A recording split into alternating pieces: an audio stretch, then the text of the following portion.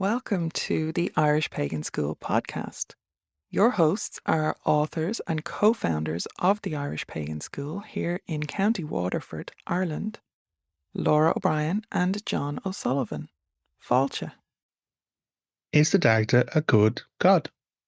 Well, Dagda Híbhagus Fáilte. Hi, hello, and welcome. Jon O'Sullivan from the Irish Pagan School. And I'm a Dagda guy. You may or may not know this about me, but the god that I feel most connected to and have explored and invested much of my pagan education, my kind of awareness of and relationship in is the Dagda. And the Dagda is often referred to as the good god. But what does that mean? And why is he called the good god? Is it because he is just always good? Is it because he's always right? Is it because he is some moral or ethical kind of leader or paragon in his pantheon? No. And there's a number of stories that help indicate why that is. But there's also a very clear story as to why the name Good God, which is a translation of Dagda, actually sticks to him. So when we talk about the Dagda, much like all of the information we have about the Tuatha Danann, because he is one of the gods of the Tuatha Danann that came into Ireland following the invasion of the Firbolg and before the invasion of the Milesians, who become the Gael people. So the Dagda is a very unique individual in many ways because he is one of the few people, in fact, it's only him and the Morrigan, that are actually referred to as the. It's on Dagda and on Morrigan. It's not on Nuada. It's not on Lugh. Like, it's not the Lugh or the Gwivnu or the Deancairt. They are just Lugh, Deancairt, Gwivnu, Nuada. So many of the other deities are just listed by their name and their epithets. Of course, their descriptors or their afternames. The Dagda has many names and many epithets, but he and the Morrigan are the only two that are referred to as in the Dagda and the Morrigan. Now, I'm not going to get into exploring all of the ins and outs of that. And if you're interested on my thoughts or perceptions on that, maybe let us know in the comments. But when it comes to good God and the translation of Dagda as good hand or goodly God, that's why he is called the Dagda. And the story where we look for that is this one here. Now, what I'm doing is I'm holding up a copy of the Cosmoitur, or the second Battle of Moitur, and this translation is done by the amazing Morgan Timler. It's a resource we definitely recommend at the Irish Pagan School, and I would recommend picking up. It's not a large manuscript. It is a really, really good and insightful translation of this particular story. And in that particular story, we have the arrival of Lugh into Tara. Now, at this point, Nuada is back to being king of the Tuatha Danann. The Bress, the deposed king, has been kicked out, essentially, and he's off raising war with the Fomorians, trying to get them to invade. So Nuada sees Lugh and sees all that Lugh is capable of, and he agrees to abdicate the seat of kingship in favor of Lugh. But that's not where it ends. Straight away, Nuada then leaves Tara with the Dagda and Oma, and they go into conference. And there's a naming of the place. I'm not going to be able to pronounce it right, but essentially he goes into this year-long conference with the two brothers, but then they call two more to join them, which is Gwivnu and Deancairt, and then they spend a further year, and this is then referred to as the meeting of the men of the goddess. And so these core figures of the Tuatha Danann have conference, and they have a conversation, and they explore, and they consider, and they think about what's going to happen next for their people in Ireland.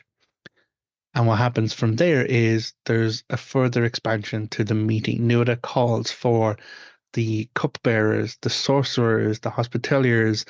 Like, he calls for a meeting, a bigger gathering of influential people to this conference. And the purpose of which is to find out what is it that they will offer to deal with or to combat the invasion that is coming from the Fomorians. So we get a lovely list of these abilities. And so the cupbearers promise to call upon the names of all of the rivers and lakes in Ireland and by their name hide all the water sources from the Fomorians so that they will not find a drink of water upon the island.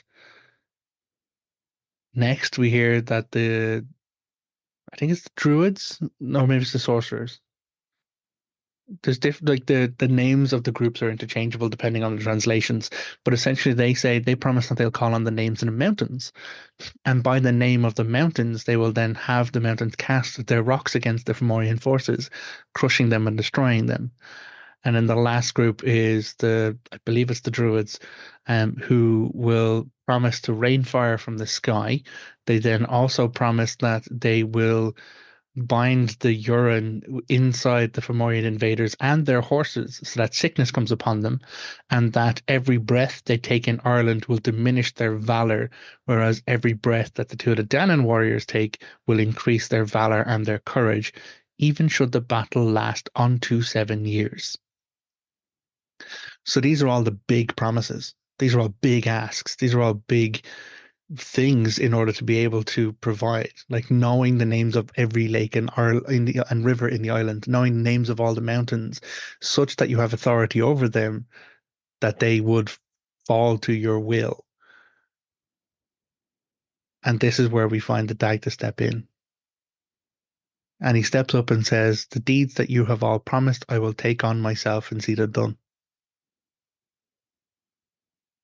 At this point, in one version of the story, Nuada says it. In another version, it's pretty much everyone. Everyone acclaims that he is the Dagda. He is the good hand or the goodly one or the good god because he is their god of druidry. It said that all forms of occult and druidic knowledge were his to command. In other stories, when we talk about how he gets the magic club, he lists off the things he has authority over when he gives assurances that he will return the club. And the things he lists is sun and moon, land and sea. So he has authority over the land, which includes the mountains. He has authority over the sea, which includes the waters. And then again, rains of fire from the sky, sun, moon, celestial bodies, that kind of arrangement. So the Dagda promises that he's going to do all of these things, and they call him the good God. So does this make him good? No.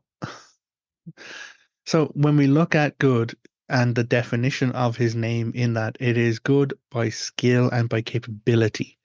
Essentially, when they call him the good God, they're saying he's good at it. He's good at everything. And that's why cupbearers, sorcerers, druids, all of them are happy to step aside and leave it to the Dagda. When he says it's going to be done, it's going to be done because he is capable of all of those things. He's good at all of those things. Now, when we look at morality and the concepts of morality, of course, we have to be cautious not to enforce our own views of modern morality on ancient myth and ancient society.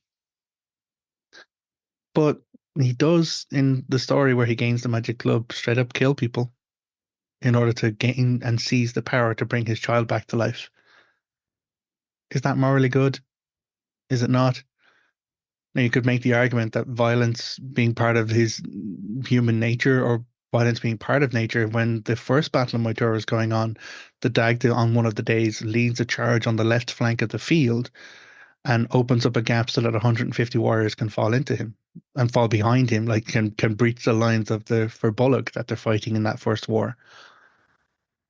You don't open a gap by charging a battle line unless you're going over or through people. The Bullock in that context. So is that morally good? He has a relationship with another person, with a person who's wedded to someone else, Boan, and she conceives a child and bears the child Angus. Now, of course, he stops the sun moving for 9 months, so it passes in a day. So Angus can be conceived and born and delivered. But where are the values of good and morality? And that's why we need to maybe put those concepts aside when we're talking about divinity in this context. So when we talk about the Dagda as being a good god, it's not that he is some morally driven figure who demands obedience or demands you follow said certain commandments in some ways. Now, later on in other stories, when we see him as king in Ireland and one of his other children, Aed, is slain, he's king. He has to give a judgment and he has to give a kingly judgment. And of course, everyone around him is calling for him to kill the murderer, to take the life as payment for the life that was taken from his family. But the Dagda doesn't give that judgment.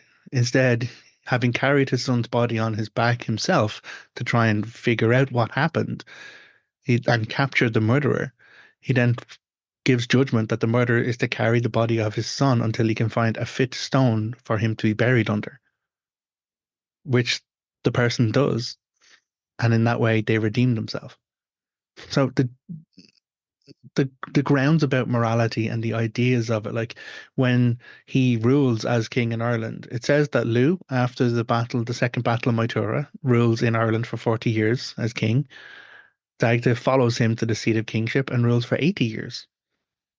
You don't rule for that length of time unless you are fit to rule, unless you're providing Ireland with kingly judgments, proper hospitality, and a good code of ethics and practice in keeping with the other world and the sovereignty of the island. Because we see in all of the other stories how those who betray the sovereignty of the island lead it to becoming a wasteland, or those who don't give proper judgment, like Bress, find themselves removed from the seat of kingship because they're not in keeping with the right culture of the people in that island. So the Dagda is referred to as the good god. He is good at it. He's good at everything. Of course, this then throws up the Kant's question, really, which I have not found an answer for personally, but maybe we can wrap up and I'll leave you with this question as well. Because in the second battle of Moytura, in the Cath Maigtura, Lugh comes to Tara. And so he comes to Tara and Nuad is sitting in his hall and Lugh is refused access. He's told you may not enter unless you kind of list what skill you have upon you in service of the tribe. And so Lugh lists off his many skills, and he's listing this. I'm a leech, which is a surgeon and a doctor, and they're like, we don't need you. We have Dean Kecht inside. He's like, oh well, I'm a cupbearer, and they're like, yeah, we have all these four cupbearers inside. We kind of don't need another cupbearer. And he's like, I'm a brazier, like as in someone who cooks meats. And it's like, no, we don't need you. We have the best like meat cook inside.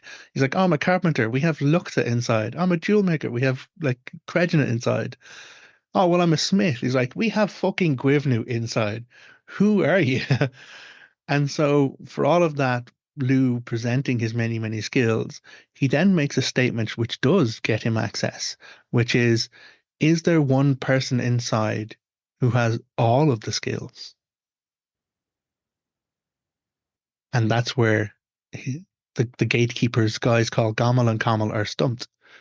And they go into Nuada, who's sitting in kingship, and is like, listen, we have a guy outside who has all of the skills. He is Il Donach. He of many interlinked talents, because that's what Il Donach means. And so Nuada's like, yeah, bring him in. Now, of course, Lugh faces further challenges. He faces off in a feat of strength against Oma. He faces off in strategy and tactics, playing Fecal against pretty much everyone. And then he plays the harps to show his skill with music and craft.